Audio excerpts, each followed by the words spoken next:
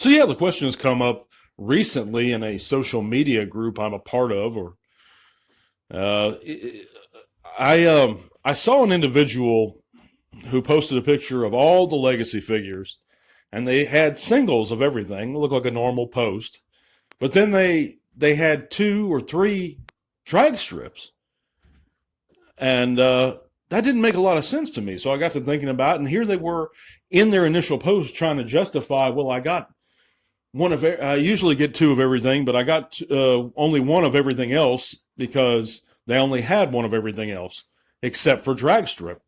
Well, drag strip is the most popular and wanted figure in the line. And, it made me a little suspicious. I tend to believe that they were, because I've seen people struggling to find drag strip and kickback, and yet bulkheads popping up pretty much everywhere. So it made me suspicious and made me believe that they're just a reseller. But that called a bigger issue into my mind as what is the true difference between reselling or resellers and scalpers? Where do we draw the line at acceptance and disapproval? And, to me, if it walks like a duck, sounds like a duck, looks like a duck, it's probably a duck. And this person was clearly, in my opinion, a scalper. Somebody who was online, and I've seen this many, many times, bragging about their what they've hauled amongst the transformer community, because in their own mind they're somehow a fan still, even though they've traded that card in long ago. The minute you bought a transformer just to resell, you traded that fan card in to me. But yeah, I just wanted to get everybody's input on this, everybody's thoughts, and share some of my own. It was pretty clear in over 25 years of dealing transformers online. Yeah, when somebody's doing stuff like that and doing those sorts of actions, they're usually trying to cover up something. They immediately justify themselves, even though no one was accusing them of anything. They just immediately start saying the reasons why they bought what they did and the quantities they did. And of course, everyone has a right to just buy whatever they want. But at the same time, that's not very courteous or considerate of your fellow collector. One, when you're cleaning out of stores without leaving one behind for the rest or for the next man or your next fellow collector, as Dan Larson often says, or he used to say. I don't really watch his stuff anymore. He's a little too political for me, but yeah, it's a real interesting question. So I wanted to cover some of that today, as well as go over some of my further thoughts on the Cybertron Titan class Legacy Metroplex. By the way, thank you for listening to the Transformers Talk Raw podcast. We have a lot of good, nice, juicy links in the link description below. There you can find us on Twitter and follow T-Talk there. Take us with you on the go on Spotify, or even help support the channel via Patreon.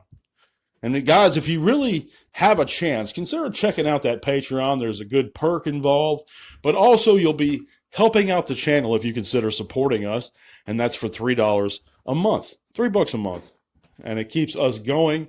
I plan on doing another giveaway here in the next couple weeks, so if you want to be a part of that and you want to jump on board and help T-Talk, consider supporting the channel. But also you can check out our change.org petition, and that's to shut down the YouTuber known as Prime versus Prime from reviewing his stolen property. And we go into great detail, not only on our change.org petition, which you guys can read over via the link below, where over 75, I believe at this point, of your fellow trans fans have chosen to sign. So also consider signing. Guys, it's real important to shut down and stop this person to continually do what he does. And I'm sure he's going to have that Legacy Metroplex up soon, because he's a thief, and that's what thieves do. But yeah, we got our official images of him recently, and I'm real impressed with it.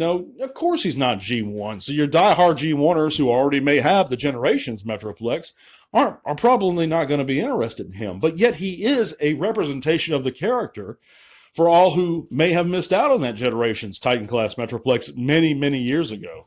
And I was one of them, honestly. And as a G1er, it doesn't bother me that it's the Cybertron Metroplex, because it gives me a chance to own a version of the character. And to me, the Thrilling 30 Metroplex, I believe it was Thrilling 30, wasn't stylistically the most G1 accurate to begin with. I think they took a lot of liberties. He looked very IDW inspired. So I think that's a little bit of a, not very much of an argument to say that, well, the Cybertron one's not the G1 one. That's why I don't want it. I mean, I don't think the Thrilling 30 one was either. But anyway, but yeah, where do we draw the line at back on subject, at scalping and reselling? I mean, what is the real difference here?